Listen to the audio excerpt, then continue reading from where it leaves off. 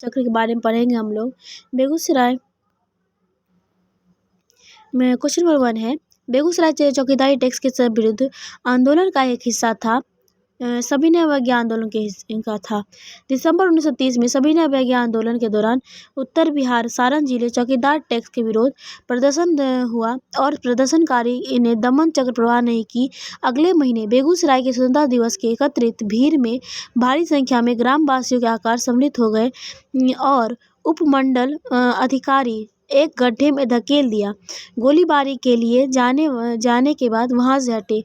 भागलपुर में नमक सत्याग्रह का नेतृत्व किसने किया था? महादेव लाल सराफ ने किया था। ठीक है, इसमें भागलपुर का नाम सत्याग्रह के नेतृत्व में महादेव लाल सराफ द्वारा किया गया था और जो भारतीय राष्ट्रीय कांग्रेस के प्रतिबद्ध सदस्य थे। फिर क्वेश्चन है, नमक सत्याग्रह के दौरान बिहार के लोगों को नमक बनाने के साथ साथ सरकार के विरुद्ध कर विरोध का विकल्प चुना था। इनसे कोई नहीं। बिहार में नमक सत्याग्रह के दौरान लोगों नमक बनाने के अतिरिक्त चौकीदार कर का विरोध करके ब्रिटिश सरकार के प्रतिबंध प्रति असंतोष जाहिर किया। चौकीदारी के किसानों ग्राम चौकीदार, जो एक प्रकार के पुलिस से होता था, के मुआवजे के रूप में वसूला जाता था। क्वेश्चन नंबर 41 है, सविनय अवज्ञा आंदोलन असफलता के बाद महात्मा गांधी ने महत्व दिया किस पर? रचनात्मक कार्यक्रम पर भाग दिया था। सविनय अवज्ञा आंदोलन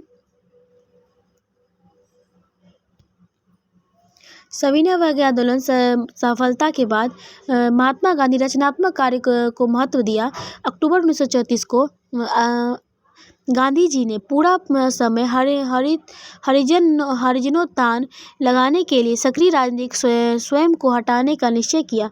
सितंबर 1932 में महात्मा गांधी ने हरिजन कल्याण हेतु अखिल भारतीय छुआछूत विरोधी लीग स्थापना की तथा 1933 में हरिजन नामक साप्ताहिक बाजार पत्रिका का प्रकाशन किया। फिर 42 नंबर क्वेश्चन है, द्वितीय सविनय अवज्ञा आंदोलन में जुलूस का नेतृत्व किसने करते हुए राधा रमाबाई को गिरफ्तार किया था? यह 13 जून 1932 को राधा रमाबाई दूसरे सविनय अवज्ञा आंदोलन में एक जुलूस का नेतृत्व करते हुए 13 जून 1932 को गिरफ्तार कर लिया गया था। महात्मा गांधी ने सभी आंदोलन में राधाबाई आगे रही। स्वदेशी नारी जागरण, अस्पृश्यता विरोधी, शराबबंदी जैसे आंदोलन में महत्वपूर्ण भूमिका निभाई थी। प्रभावती देवी, क्वेश्चन नंबर 43 है, प्रभावती देवी किस क्षेत्र में स्वतंत्रता सेनानी थी? पटना। प्रभावती देवी किस क्षेत्र में स्वतंत्रता सेनानी थी? पटना की। प्रभावती वर्मा स्वतंत्रता आंदोलन में बिहार की महिलाओं का प्रमुख योगदान था। इन महिलाओं में सरला देवी, प्रभावती देवी, राजवंशी देवी, सुनीति देवी, राधिका देवी। प्रभावती देवी पटना की स्वतंत्रता संग्राम में सेनानी थी। गांधी इरविन समझौता। गांधी इरविन सविनय अवज्ञा आंदोलन में विस्तारित होते हुए देखते हुए वायसराय इरविन ने देश में सौहार्द वातावरण को उत्पन्न करने के लिए 26 जनवरी 1931 को गांधी जी को जेल में रिहा कर दिया गया और तेज बहादुर सप्रू को और M.R. जयकर को प्रयत्नों में गांधी इरविन समझौते के मध्य फरवरी 1931 में दिल्ली वार्ता आरंभ की गई थी। ठीक है, तो 5 मार्च 1931 को दोनों के मध्य समझौता हुआ और गांधी इरविन समझौता के नाम से जाना जाता है। इस समझौता में परिप्रेक्ष्य में सरोजिनी नायडू ने गांधी इरविन समझौता को 2 महात्माओं की संज्ञाएं दी थी। ठीक है, उसके बाद अब है गांधी इरविन समझौता के अनुसार महात्मा गांधी के नेतृत्व में सविनय अवज्ञा आंदोलन के स्थगित करने का तैयार हो गई। सभी युद्ध बंदी जिनके विरुद्ध हिंसा आरोप नहीं था रिहा करने का आदेश, विदेशी कपड़ा, शराब दुकान, शांतिपूर्ण धरना देने का अधिकार, समुद्र तटीय प्रदेशों में बिना नमक बनाने का अनुमति, कांग्रेस द्वितीय गोलमेज सम्मेलन में भाग लेने का तैयार थे। परंतु इस समझौते ने जनता को निराश किया क्योंकि भगत सिंह, सुखदेव एवं राजगुरु को फांसी न दिए जाने की जनता की मांग इसमें सम्मिलित नहीं किया गया। इरविन ने जीवनीकार एलन कैम्पबेल जॉनसन ने गांधी-इरविन समझौता में महात्मा गांधी के लाभों को सांत्वना पुरस्कार इरविन एकमात्र आत्मसमर्पण के लिए बातचीत करते हुए सहमत होने को कहा गया। गांधी-इरविन समझौता एक रूप से गोलमेज सम्मेलन में कांग्रेस की भागीदारी सहज करने के लिए गांधी जी ने फरवरी 1931 में लॉर्ड वायसराय इरविन से भेंट की और उनकी बातचीत 15 दिनों तक चली, जिसके परिणामस्वरूप 5 मार्च 1931 को समझौता हुआ, जिसमें गांधी-इरविन समझौता के नाम से जाना जाता है। इस समझौते के तहत कांग्रेस ने सविनय अवज्ञा आंदोलन स्थगित करना पड़ा।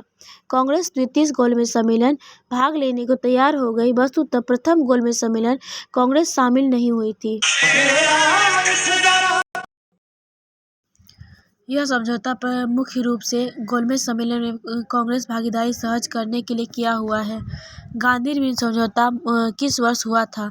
गांधी-इरविन समझौता वर्ष 1931 में हुआ था। ठीक है। गांधी-इरविन समझौता निम्नलिखित में से क्या सम्मिलित था? गांधी-इरविन समझौता क्या सम्मिलित था? आंसर होगा इसका बी, 1, 2, 4। एक में क्या है? राउंड टेबल कॉन्फ्रेंस में भाग लेने के लिए कांग्रेस ने आमंत्रित करना था। ठीक है। उसके बाद दूसरा है असहयोग आंदोलन के संबंध में जारी किए गए अध्यादेश को वापस लेना। चौथा है केवल उन्हीं कैदियों को रिहाई जिन पर हिंसा का अभियोग नहीं था। ठीक है। अब गांधी-इरविन समझौता जो हुआ था, दिल्ली समझौता हुआ था और 5 मार्च 1931 को दिल्ली में संपन्न हुआ। इसके तहत निम्नलिखित प्रावधान थे। गोलमेज सम्मेलन में भाग लेने वाले कांग्रेस के आमंत्रित करना था। असहयोग आंदोलन के संबंध में जारी किए गए अध्यादेश वापस लेना था। जिन राजनीतिक बंदियों को हिंसा के आरोप था उन्हें छोड़कर बाकी को रिहा करना था। जबकि पुलिस के जातीय जांच करने के पर गांधी जी का सुझाव स्वीकृति इनमें शामिल नहीं किया गया था। इस प्रकार अभिष्ट अंक डी होगा। फिर है गांधी-इरविन समझौता पर हस्ताक्षर हुए। कब हुए थे? 1931 ईस्वी में हुए थे। गांधी-इरविन समझौता 5 मार्च 1931 ईस्वी को संपन्न हुआ था और इसकी समझौता के अनुसार गांधी जी ने नेतृत्व में कांग्रेस सविनय अवज्ञा आंदोलन स्थगित करने को तैयार हो गई। सभी युद्ध बंदियों जिनके युद्ध विरुद्ध हिंसा का आरोप नहीं था, रिहा करने का आदेश था। विदेशी कपड़ों में शराब दुकान, शांतिपूर्ण धारणा का अधिकार था।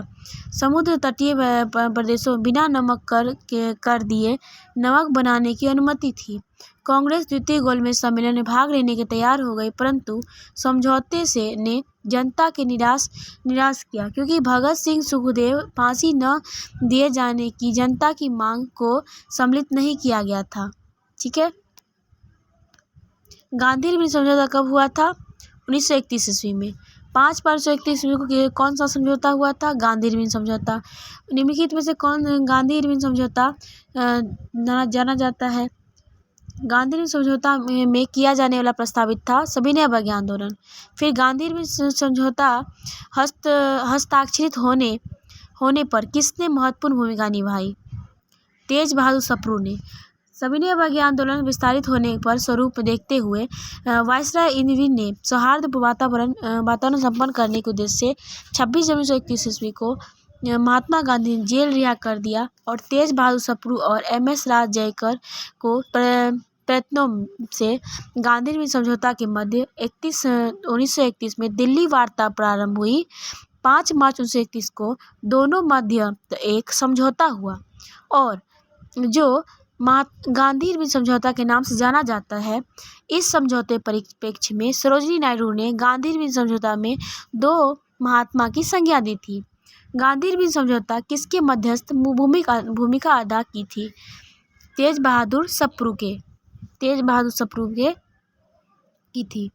फिर है निम्नलिखित व्यक्ति में से इरविन को 2 महात्मा कहा था? फिर सरोजिनी नायडू ने कहा था। फिर है गांधी-इरविन समझौता के मध्य महात्मा गांधी के लाभ सांत्वना पुरस्कार कहा जाता है। किसे कहा जाता है? Elon Campbell Johnson. इरविन के जीवनकार कैम्पबेल जॉनसन ने गांधी-इरविन समझौता पर महात्मा गांधी के लाभों सांत्वना पुरस्कार और इरविन के एकमात्र आत्मसमर्पण के रूप में बातचीत के सहमत होने को कहा था। लोक सेवा आयोग अपने प्रारंभिक उत्तर में माने जा सकते हैं।